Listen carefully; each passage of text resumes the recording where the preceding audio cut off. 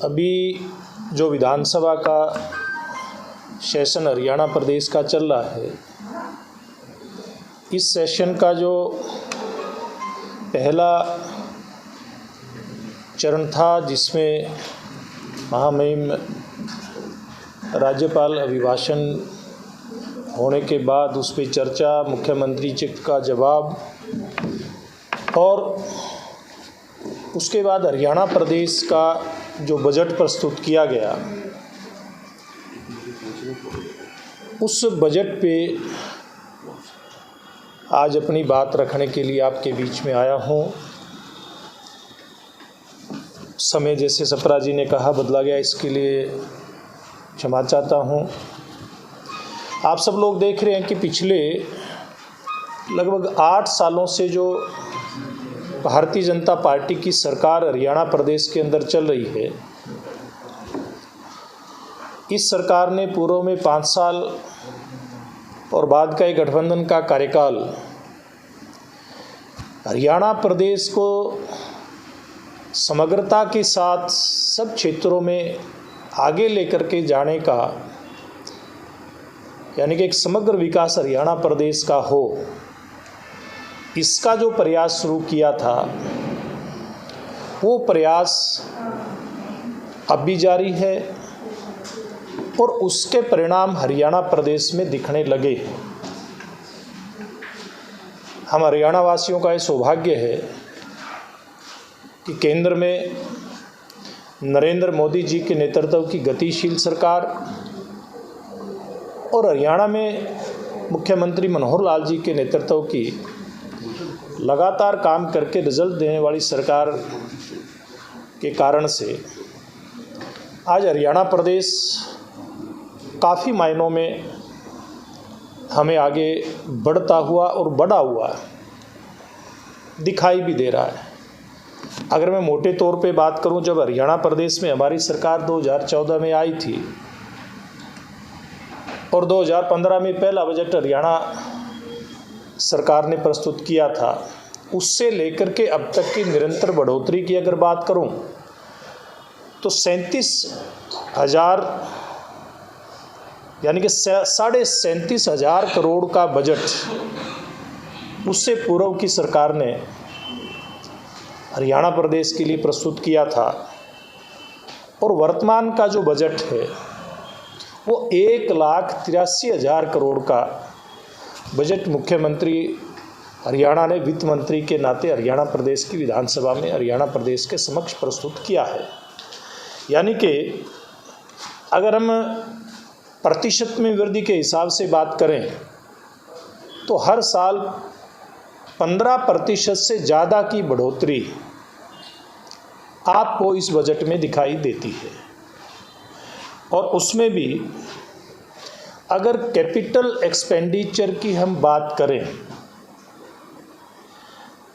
2014 में 4700 करोड़ रुपए का कैपिटल एक्सपेंडिचर था, जो वर्तमान में बढ़ करके 57,000 करोड़, यानी कि 4700 करोड़ से 57,000 करोड़ रुपए जो कैपिटल एक्सपेंडिचर है, उसमें आपको वृद्धि दिखाई देती है। हरियाणा प्रदेश कृषि आधारित प्रदेश है। इस प्रदेश में हमारी जनसंख्या का बड़ा हिस्सा कृषि पर आधारित है, या सीधे सीधे खेती करता है या मजदूरी करता है, खेती और मजदूर है।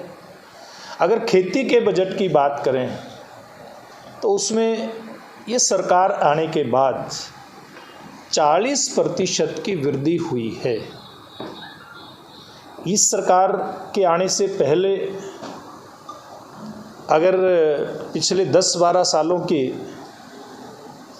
बेरोजगार नौजवानों को सरकारी रोजगार की बात करें तो आंकड़ा 50-52 हज़ार तक में सिमट जाता है। लेकिन इस सरकार की बात करें तो 1 लाख से ज़्यादा सरकारी रोजगार अभी तक सरकार दे चुकी है। और अप्रत्यक्ष की बात करें तो 12 लाख से ज़्यादा बेरोजगार नौजवानों को अपना सामान MRP पर नहीं डिस्काउंट पर लो। और हिसार में डिस्काउंट कहाँ मिल रहा है ये जानो सेलट्रेंडिंग.com पर। विजिट सेलट्रेंडिंग.com, पहले कंपेयर करो फिर शॉप करो। प्राइवेट रोजगार की बात करें, स्वरोजगार की बात करें, इसमें लाभ मिला है और भविष्य में भी इस अगले 1 साल के अंदर हरियाणा प्रदेश में ये सरकार ने तय किया है कि लगभग 65,000 के आसपास बेरोजगार नौजवानों को सरकारी रोजगार दिया जाएगा। इस बात की योजना सरकार बना करके चल रही है।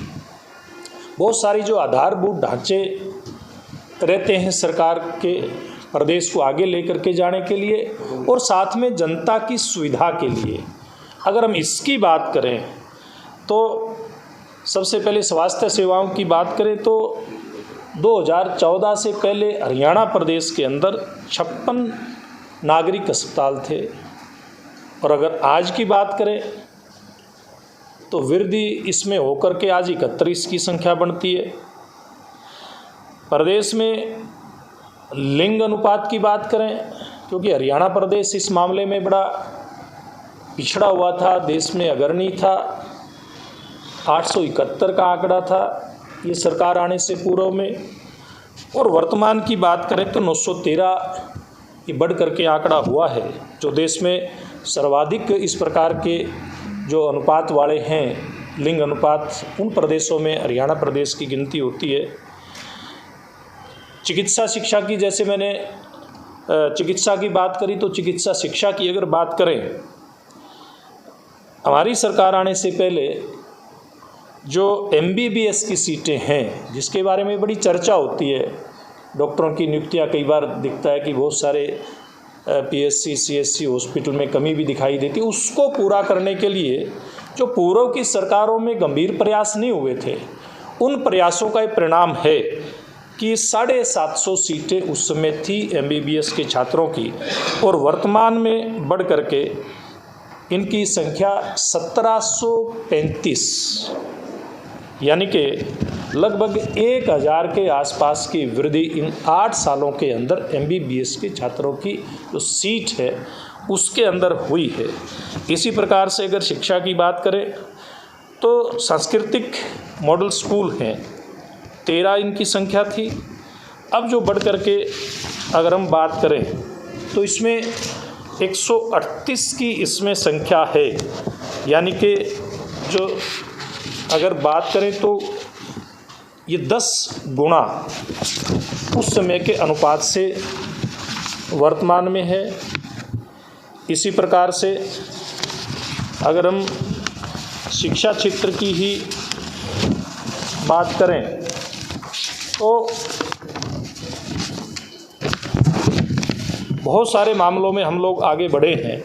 आधारभूत ढांचे की जैसे मैं बात कर रहा था, 24 घंटे बिजली हमारे सरकार आने से पहले 538 गाँव में थी, आज 5681 गाँव में आज 24 घंटे बिजली मिल रही है।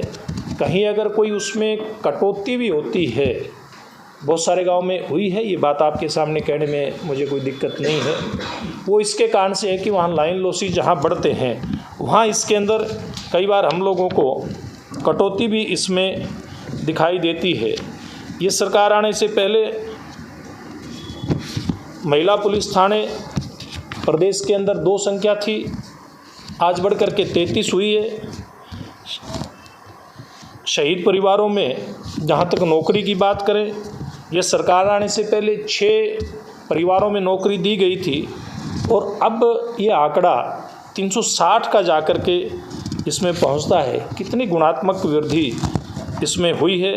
भूतपूर्व सैनिकों की आर्थिक सहायता की जहाँ तक बात है, ये सरकार आने से पहले 3000 रुपये मासिक उनको ये सहायता मिलती थी और वर्तमान में हमारी सरकार ने इसको बढ़ा करके 10,000 रुपये प्रति महीने किया है। इंफ्रास्ट्रक्चर की अगली अगर बात करूं तो सरकारी जो महिला कॉलेज हैं उनकी संख्या 29 थी, अब बढ़ करके इनकी संख्या 60 हुई है। गन्ने का जो भाव, जिसके बारे में विपक्ष के लोग लगातार चर्चा करते रहते हैं। हमारी सरकार आई उसमें 310 रुपये प्रति क्विंटल गन्ने का भाव दिया जाता था। आज 372 रुपये के साथ पूरे देश के अंदर सर्वाधिक गन्ने का भाव ये मनोहर लाल जी के नेतृत्व में हमारी सरकार दे रही है। श्रमिकों को दिव्यांग होने पर जो आर्थिक सहायता इस सरकार के आने से पहले दी जाती थी वो 30,000 रुपये थी, अब बढ़ कर के वो 1.5 लाख रुपए हुई है। इसी प्रकार से श्रमिक कोई विशेष काम करते हैं तो उनको एक पुरस्कार राशि मिलती थी, पहले 51,000 रुपये थी। ये सरकार आने के बाद इसमें बढ़ोतरी करते हुए ये 2 लाख रुपए उनको दी गई है। इसी प्रकार से अगर कृषि क्षेत्र की बात करूं, जैसे मैंने कहा कि 40% के आसपास कृषि क्षेत्र का बजट बढ़ाया है, तो किसानों की जहां फसलें खराब होती हैं उसमें अगर मुआवजे की हम चर्चा करें, ये सरकार आने से पहले केवल 1158 करोड़ रुपए का मुआवजा किसानों को दिया गया था प्राकृतिक आपदा के कारण से उनकी फसल खराब होने पर। लेकिन हमारी सरकार ने इन 8 सालों के अंदर 9,414 करोड़ रुपए इसमें किसानों को देने का काम किया, जो बहुत बड़ी अमाउंट इसमें होती है।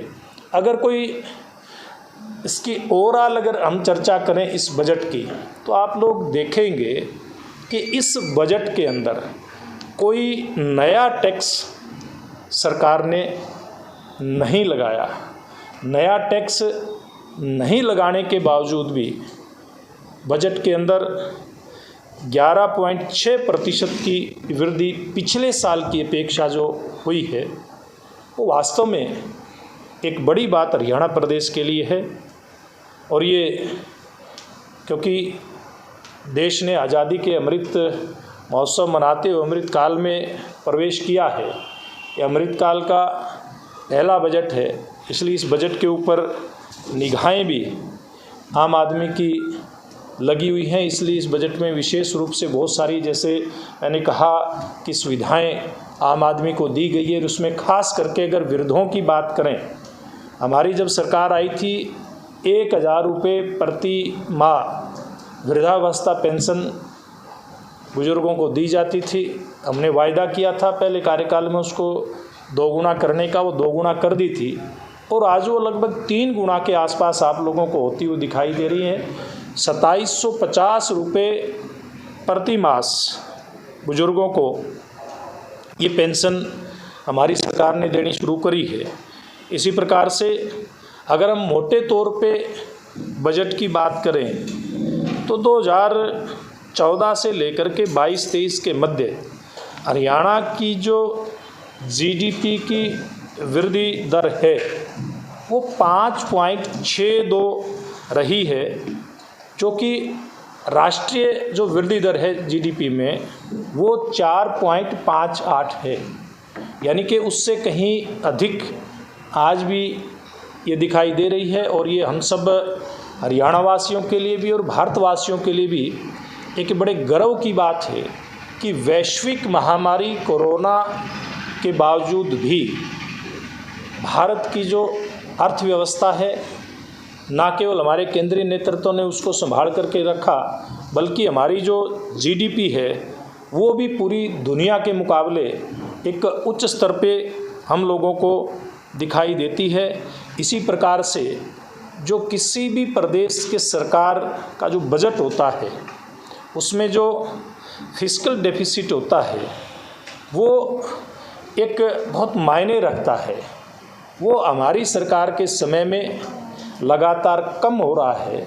जो सरकार का जो काम करने का तरीका है, यानी कि फिजूल खर्ची को कम करके और जो लीकेज होती हैं व्यवस्थाओं में उसको कम करके और एक संतुलन बना करके जब इस विषय पे काम किया जाता है, डेवलपमेंट के विषय पे काम किया जाता है, आर्थिक विषयों पे काम किया जाता है, तो निश्चित रूप से इस प्रकार के रिजल्ट आते हैं। जैसे कि इस बार भी अगर गौर करें तो पिछले सालों से लगातार जो राजकोषीय घाटा है वो लगातार कम हो रहा है। ये बड़ी एक उपलब्धि मैं समझता हूँ हमारी सरकार की है।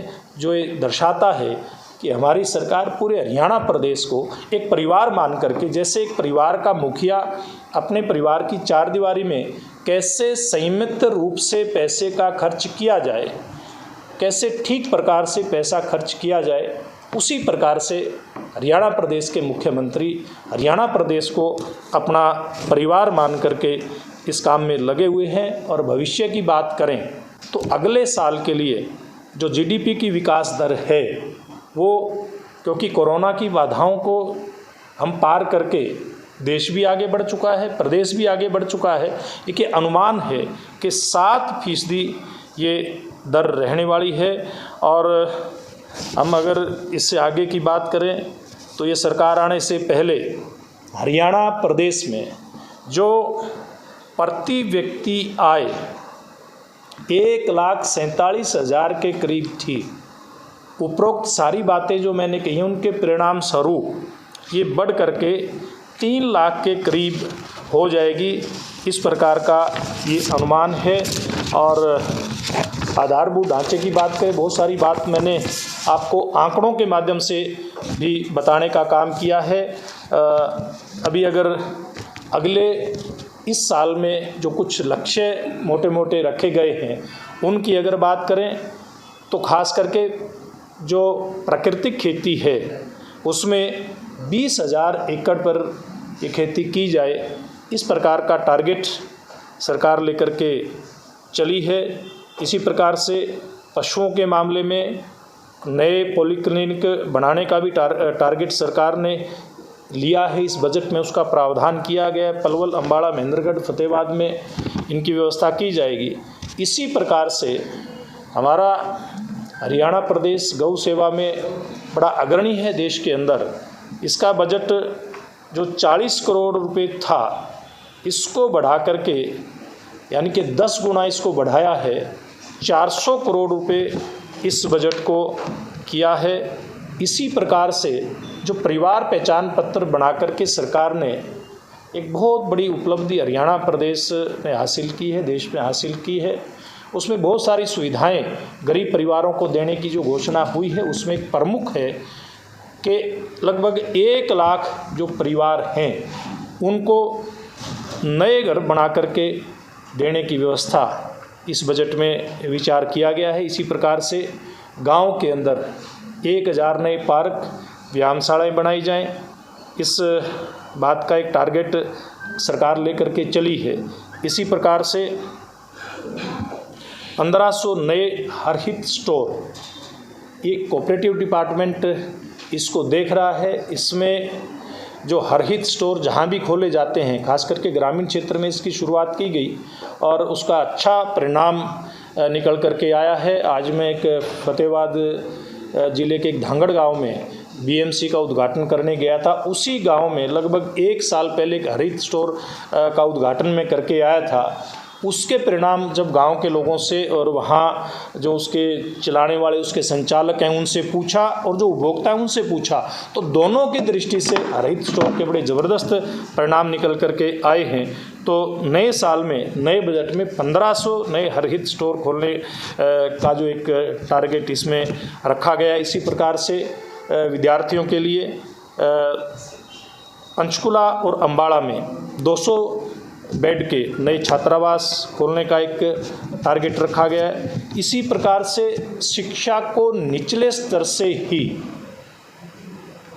अच्छा करने के लिए, उसमें सुधार करने के लिए वैसे तो बहुत सारे कदम इसमें पूर्व में उठाए गए हैं जिनकी चर्चा मैंने की है, लेकिन 4000 नए प्लेवे स्कूल पूरे हरियाणा में खोले जाएंगे, इस बात की व्यवस्था इस बजट के अंदर की है। इसी प्रकार से कैप्टन साहब यहाँ हमारे साथ बैठे हैं, इनसे जुड़े परिवारों के लिए भी, उनकी सुविधाओं के लिए भी 7 जिलों के अंदर एकीकृत सैनिक सदन बनाए जाएंगे, इस बात की व्यवस्था बजट के अंदर की है। इसी प्रकार से हरियाणा प्रदेश के लिए नई विधानसभा का भवन अपना हो चंडीगढ़ के अंदर ही, उसके लिए भी 50 करोड़ का प्रावधान बजट के अंदर रखा गया है। और पंडित लक्ष्मीचंद कलाकार सम्मान योजना के तहत कलाकारों को 10,000 रुपये पेंशन दी जाएगी। एक अलग से इस बात की व्यवस्था, क्योंकि बहुत तरह की पेंशन हरियाणा प्रदेश में दी जा रही है, इसकी व्यवस्था की गई है। और अगर हिसार की बात करें तो हिसार के अंदर जाम की स्थिति को ख़त्म करने के लिए एलिवेटेड रोड जो यहाँ से लेकर के आगे पूरे हिसार शहर को क्रॉस करेगा, उसके लिए 723 करोड़ रुपए का प्रावधान इस बजट के अंदर रखा गया है।